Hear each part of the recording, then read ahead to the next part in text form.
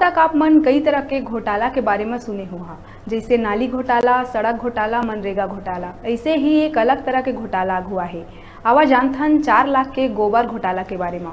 दरअसल पूरा मामला मुंगेली जिला मुख्यालय ले 20 किलोमीटर दूरी पथरिया विकास खंड के बगबुड़ुआ ग्राम पंचायत के हैं, जिहाँ 9 जन हितग्राही के नाम में गोबर बेचे के मामला हुआ है। जब ये बारे में जाके सर्वे करे गई त जमीनी हकीकत कुछ हुआ है। हितग्राही मन कना पूछे में पता चलिस के ओ मन कोनो प्रकार के गोबर नहीं बेचे है, लेकिन उनका नाव गोबर बेचे के लिस्ट में चढ़े हुए है।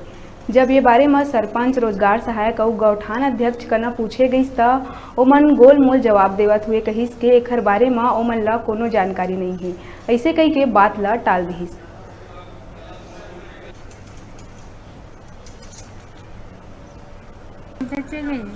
कते कन गोबर बेचे अपन घर के?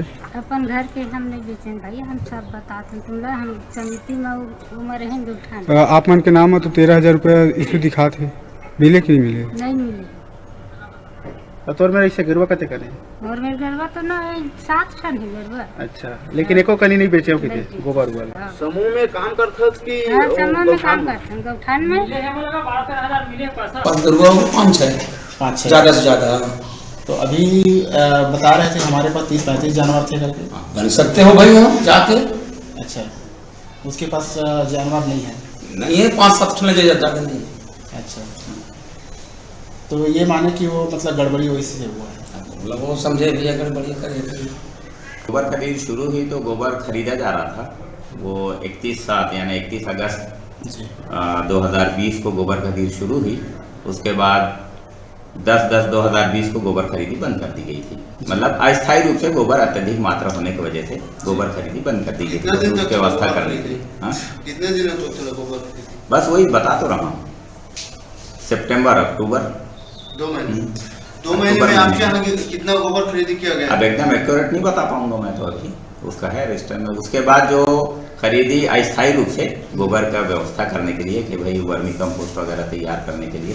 तो रजिस्टर पूरा देखेंगे ऑनलाइन है और कितने बार पता चलेगा मौके की आदमी आ रहे हैं थोड़े ऐसे मौके में लगभग उस समय 3-4 लाख 5 लाख कितना हुआ था टोटल।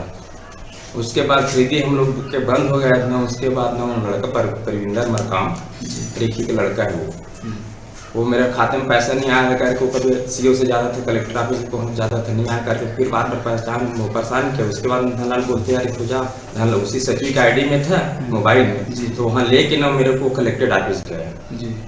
कलेक्टेड ऑफिस में जाने के बाद मेरे को ये भी पता नहीं था कि क्या चढ़ाया करके। वहाँ का ऑपरेटर के साथ वो मोबाइल में खाता खुदवार घंटे। अब वहीं जाते थे हम लोग, जब भी गोबर खरीदते थे ना तो चढ़ाने के लिए हमको ऑनलाइन नहीं आता था, तो पंचायत के सचिव और मैं कलेक्टर ऑफिस जाता था चढ़ाने के लिए। उसी चलते उसी ऑफिस में मैं गया था लेके लड़का को।